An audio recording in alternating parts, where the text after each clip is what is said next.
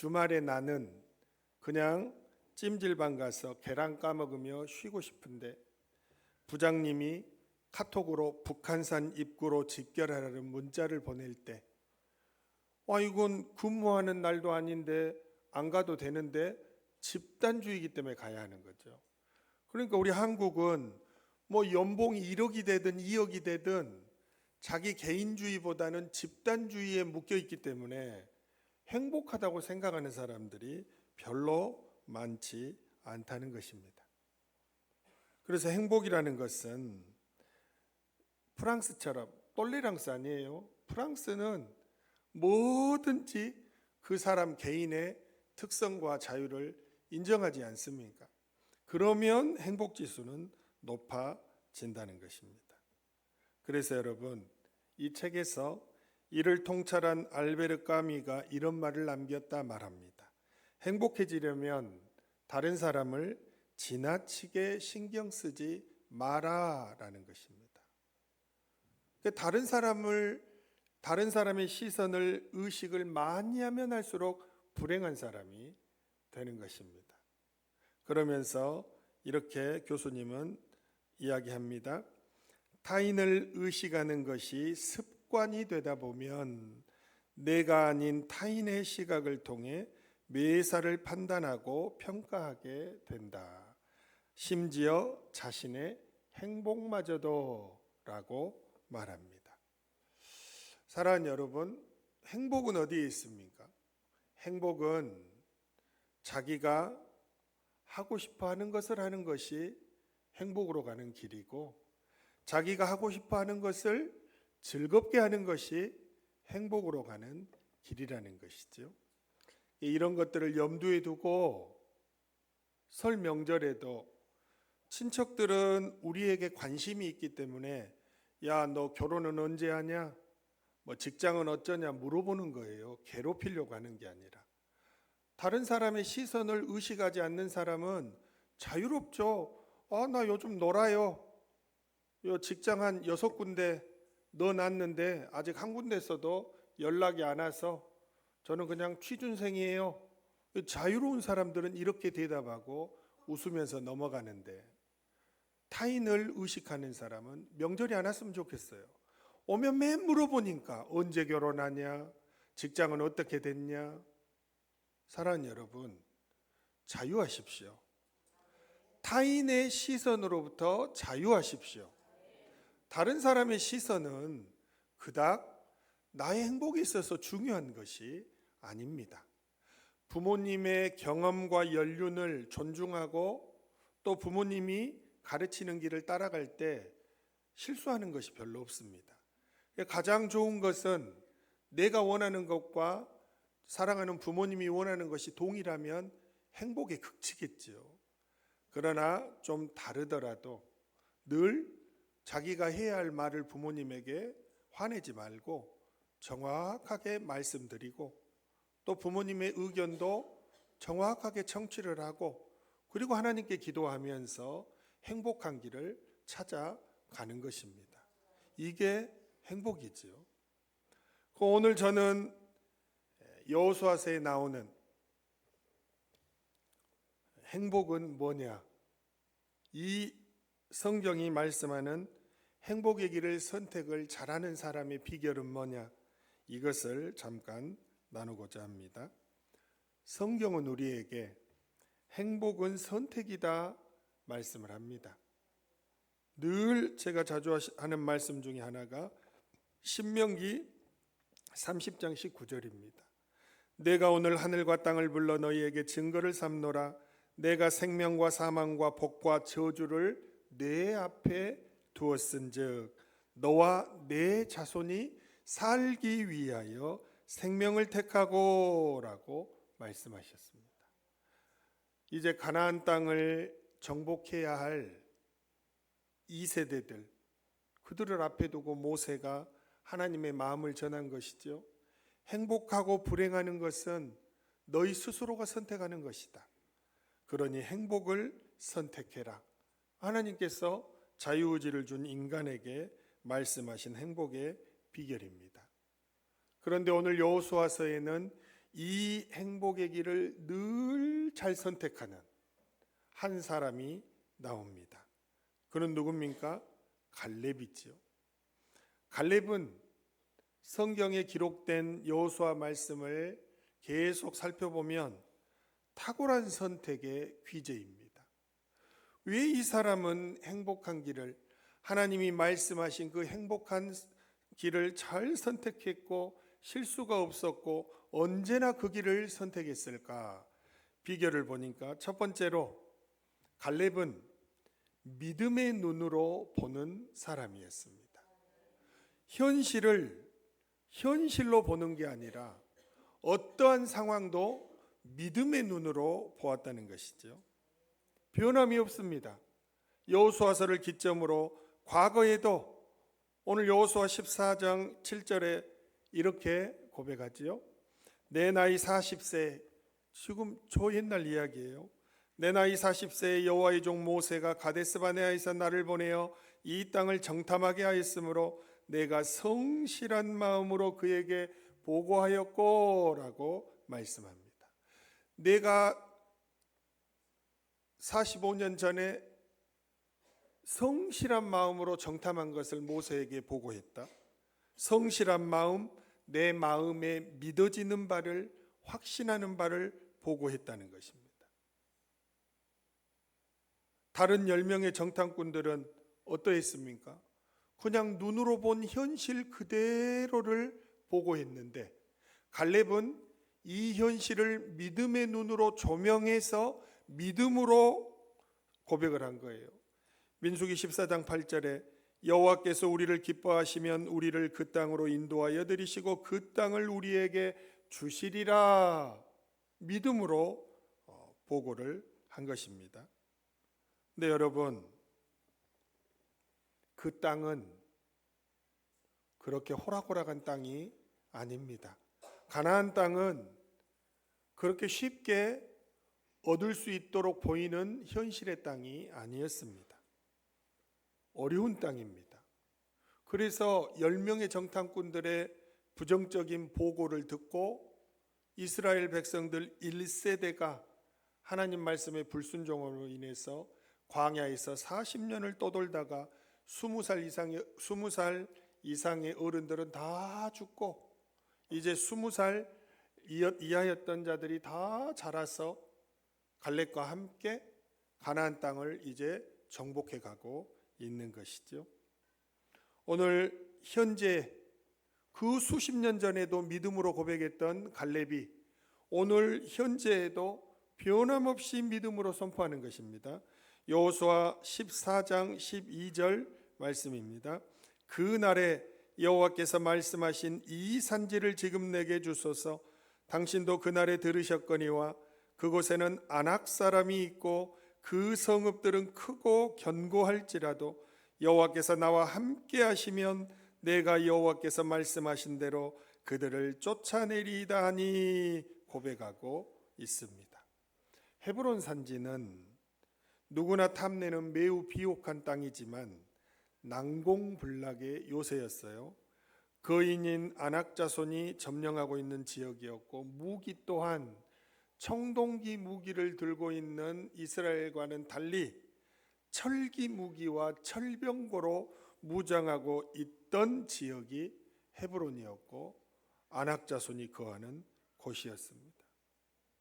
여러분, 현실적으로 이곳을 보고 어떻게 이 땅을 하나님께서 우리에게 주시고 하나님이 우리와 함께 하시니 우리는 그들을 쫓아낼 테니 그 어렵고 힘든 땅을 나에게 주십시오라고 말할 수 있겠습니까?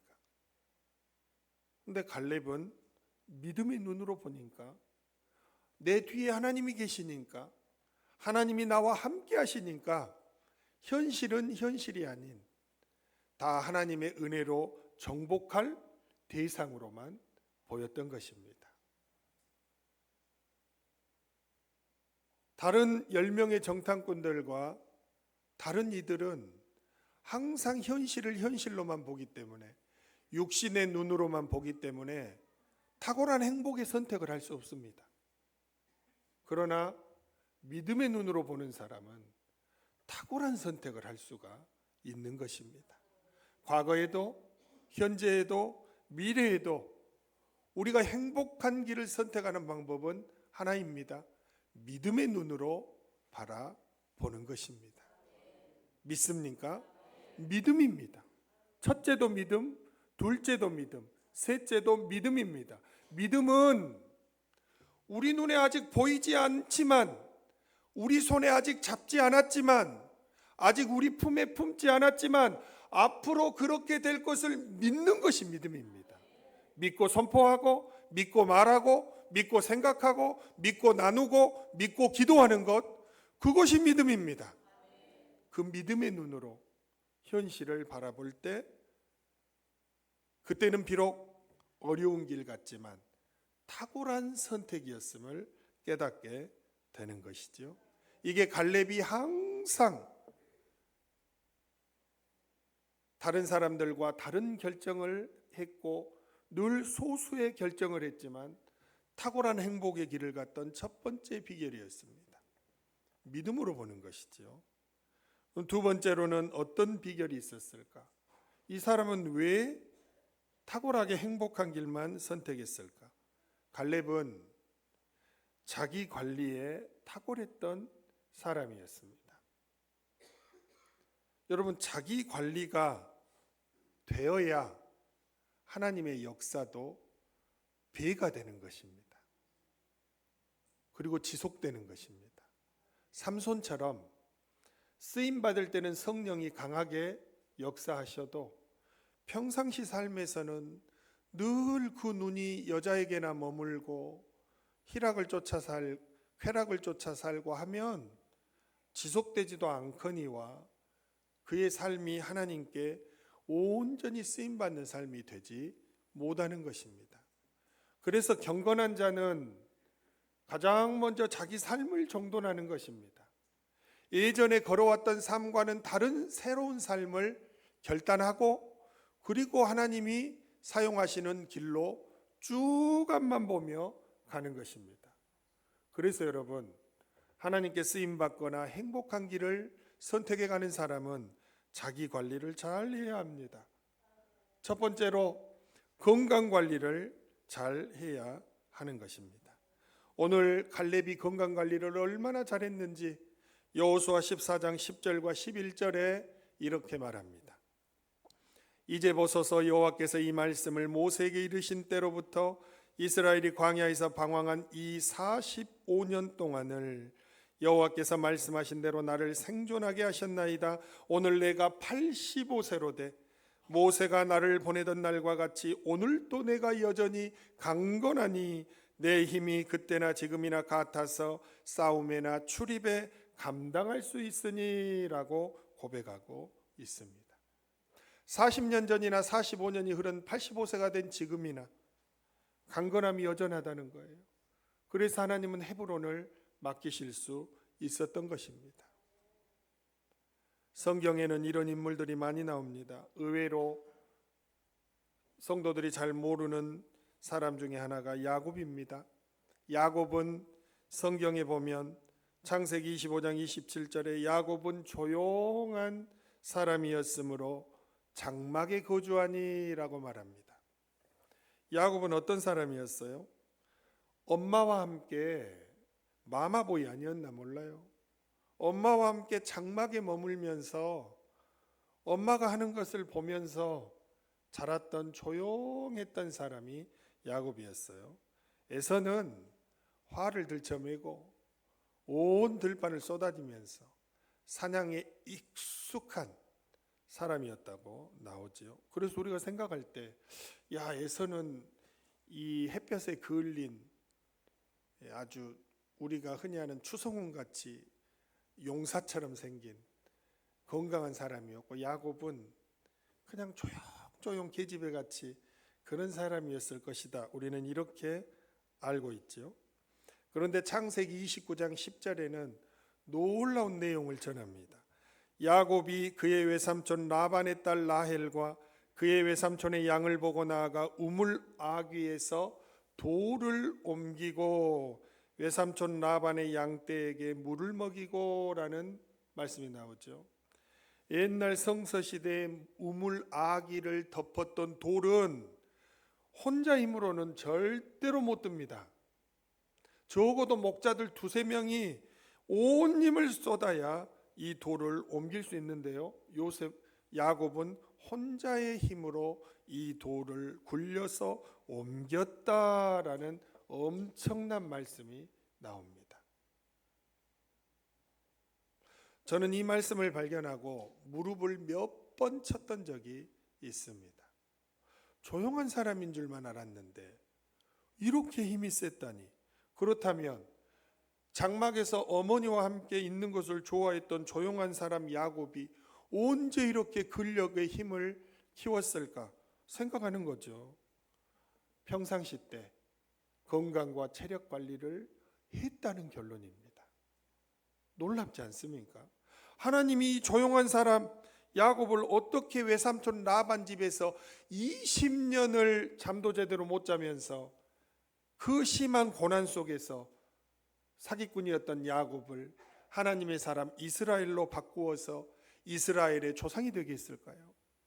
그것은 외삼촌 라반 집에서 그 힘든 여정을 충분히 견딜 만한 체력과 건강 관리가 돼 있었기 때문이라는 사실을 발견하게 되었습니다.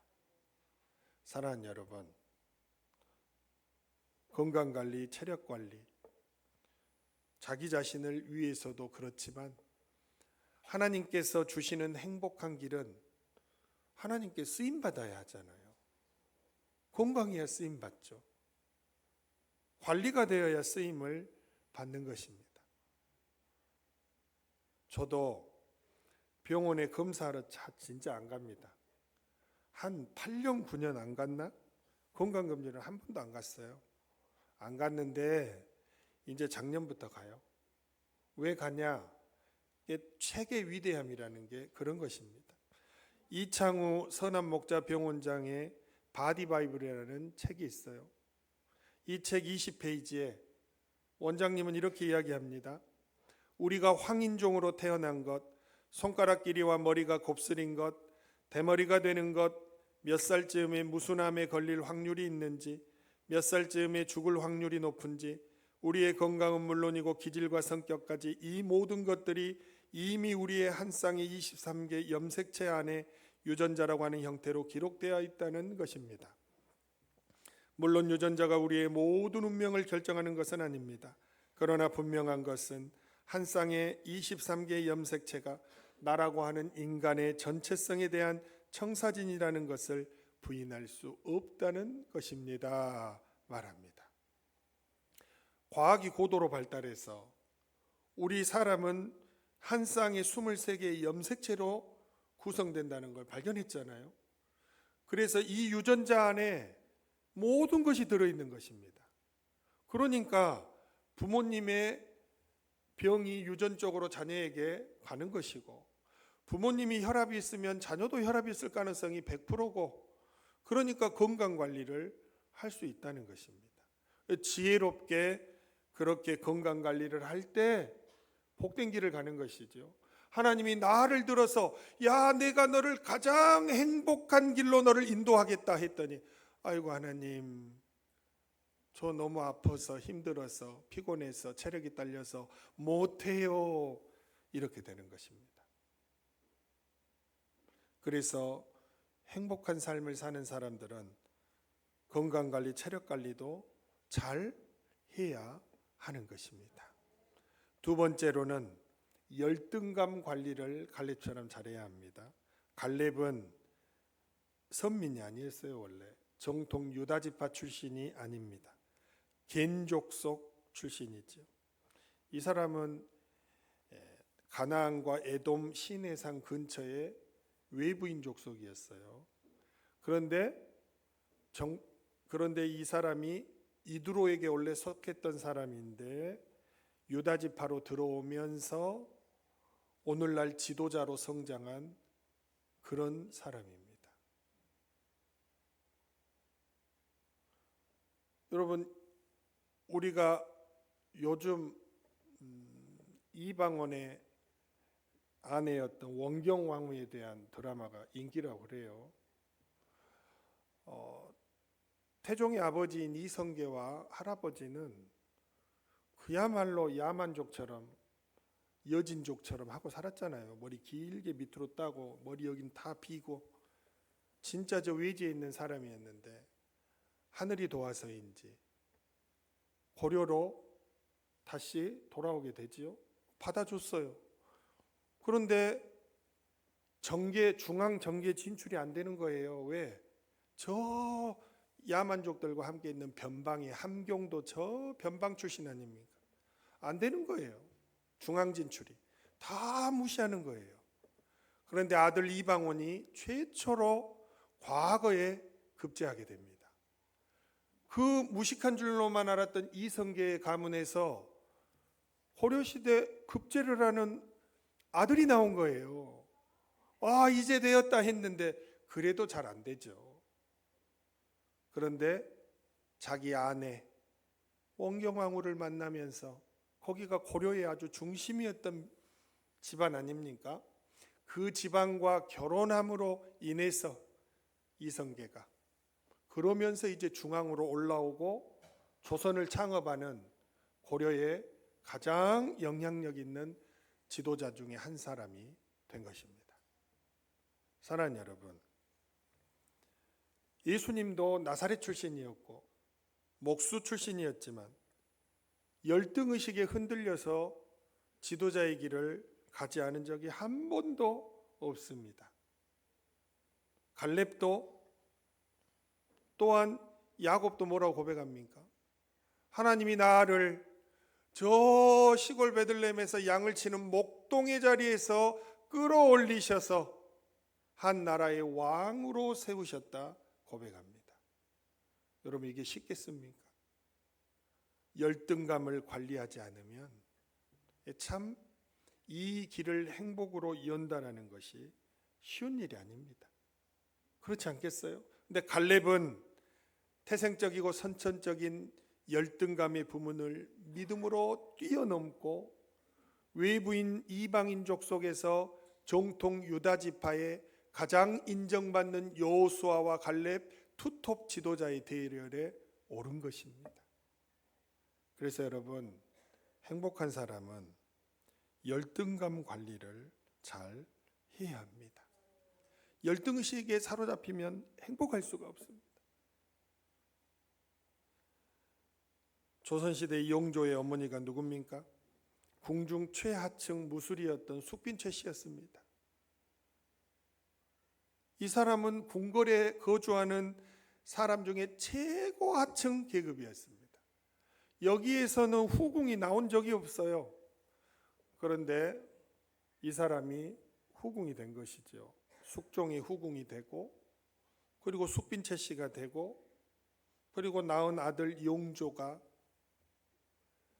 장희빈의 아들이었던 경조가 일찍 죽는 바람에 어찌되었든 형을 죽였다는 오해를 받았지만 하여튼 용조라는 왕에 오르게 됩니다. 그런데 용조는 행복하지 않았습니다. 왜 그랬을까요? 열등감에서 벗어나지를 못했습니다. 조선시대의 종모법에 따라 아버지가 아무리 왕이어도 어머니 출신이 신분이 낮으면 어머니의 신분을 따라가는 것입니다. 그래 항상 용조의 생각에는 나는 무수리의 아들이다.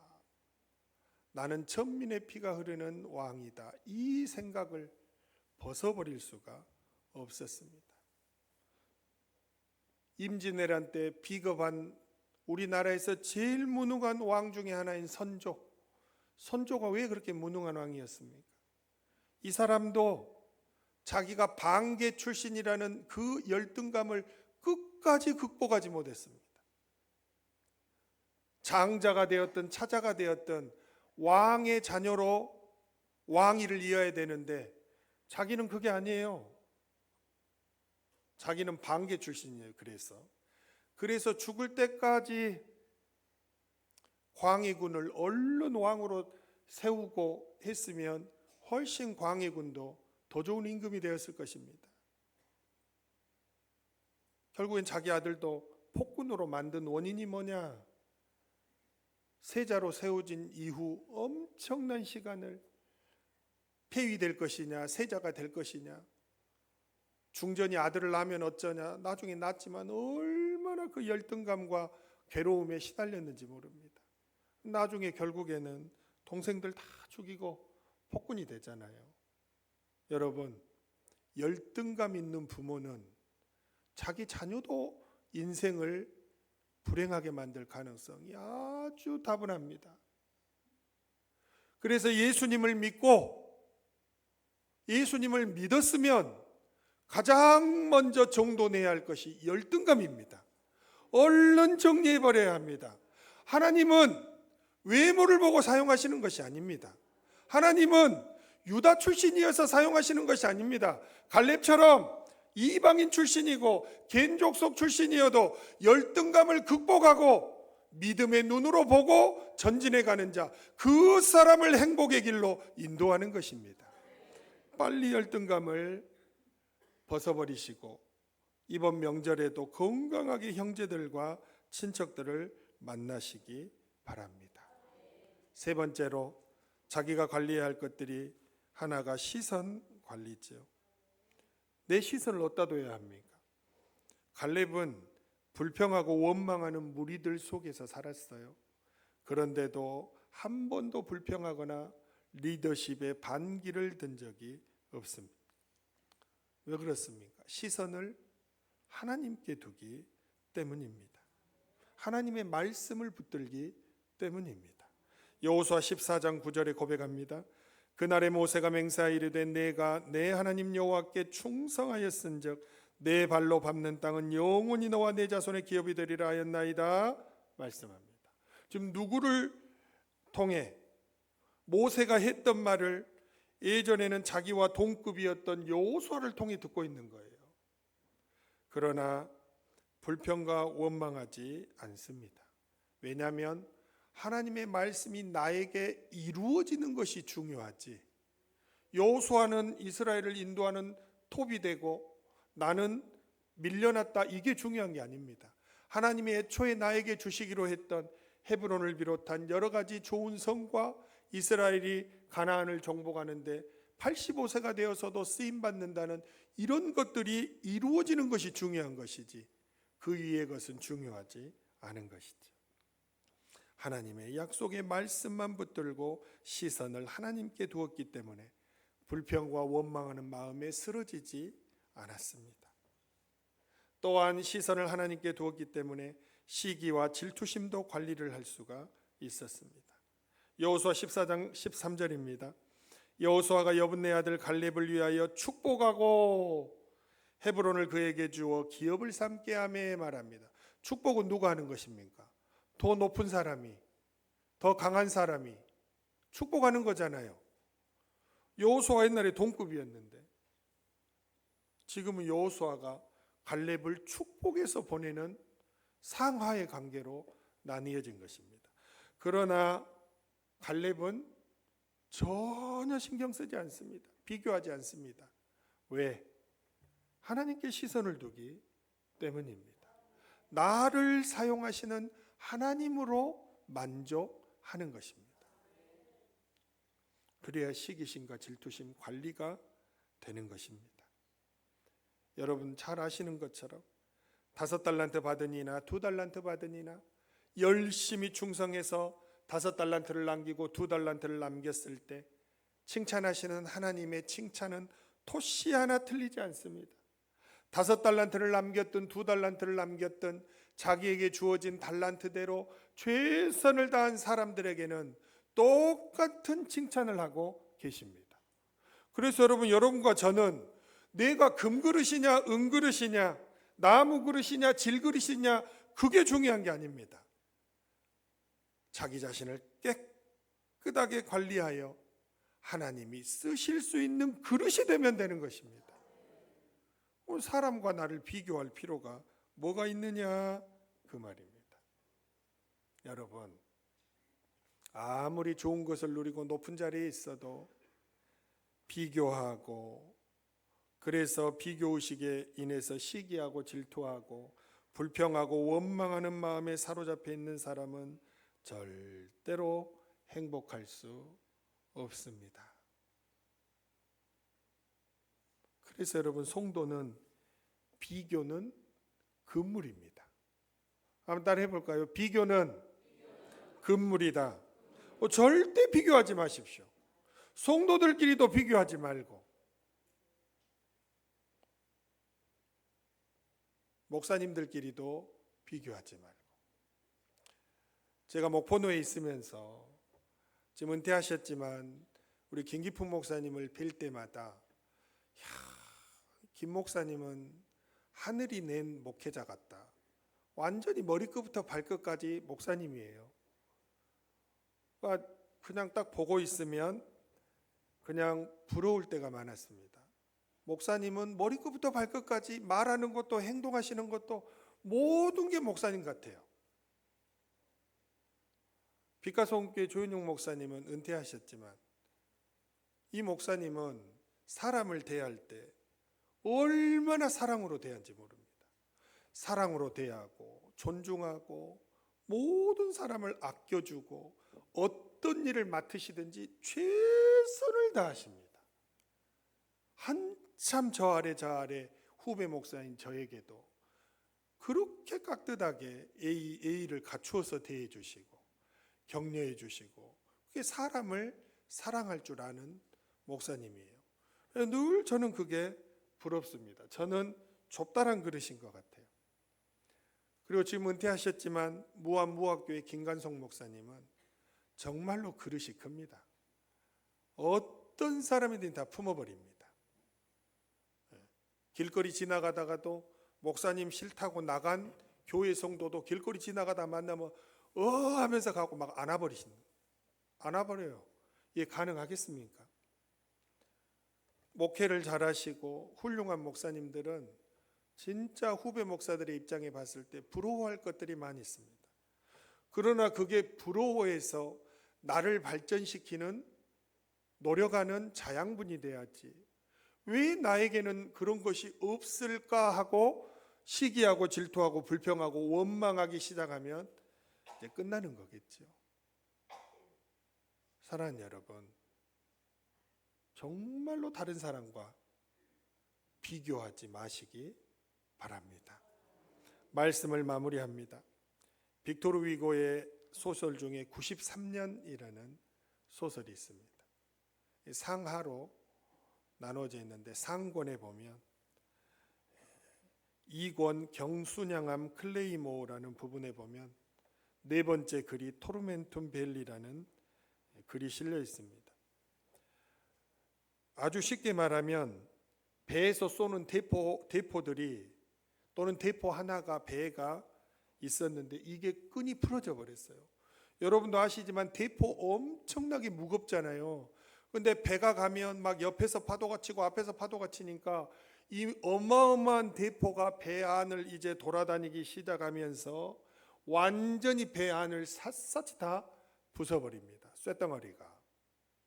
배는 나무고 수송용 대포는 철이잖아요. 완전히 무거운, 끈이 풀리니까 온 배를 초토화시키는 것입니다. 이렇게 표현하고 있습니다. 키질에 처박히고 가다가 되돌아오는가 하면 잠시 생각에 잠기는 기색을 보이고 다시 질주를 하여 이쪽에서 저쪽으로 선박을 화살처럼 가로지르고 팽이처럼 돌고 빠져나가고 도망치고 불쑥 일어서고 들이받고 구멍을 내고 죽이고 일소한다. 완전히 대포가 그 배를 완전히 다 파괴하는 것을 말합니다. 빅토르 위고는 왜 이 이야기를 실었을까요? 배는 우리의 인생을 말합니다. 우리의 인생이 평안한 것 같으나, 그래서 아무 일 없는 것 같으나 우리 인생 안에 대포 하나만 끈이 풀려도 우리 인생이 다 망가진다는 것입니다. 이 살상용 무기가 된 대포가 뭐냐? 우리 안에서 일어나는 내면의 분노다라고 말합니다. 자기 안에 있는 분노가 사람을 망가뜨리고 행복에서 끌어내리는 내리는 것입니다. 여러분, 분노는 삽시간에 일어납니다. 자기가 처해 있는 현실을 현실로만 보게 되면 왜 하나님은 나에게라는 불평, 불만부터 시작해서 온갖 분노가 일어나고, 저 사람은 나보다 더 행복하게 사는 것 같은데 왜 내 인생은 모든 불평과 원망이 일어나고 시기와 질투심이 일어납니다. 거기에 자꾸 불평하고 근심하다 보면 건강도 안 좋아지고 자기의 관리도 안 되고, 그러면 이 분노가 자기 인생 온 전인격적으로 다 부셔버리는 역할을 한다는 것입니다. 사랑하는 여러분, 하나님 오늘도 말씀하십니다. 행복은 선택하는 것입니다. 믿음의 눈으로 보고 어떤 어려운 상황도 나와 함께 하시는 하나님이 계심을 믿고 믿음의 눈으로 보고, 그리고 자기 관리를, 체력과 그리고 모든 안 좋은 감정들까지 하나님께 시선을 두면서 잘 관리할 때, 이래도 이렇게 행복해도 되는가라는 고백이 나올 정도의 행복한 사람들이 다 될 줄로 믿습니다. 기도하겠습니다.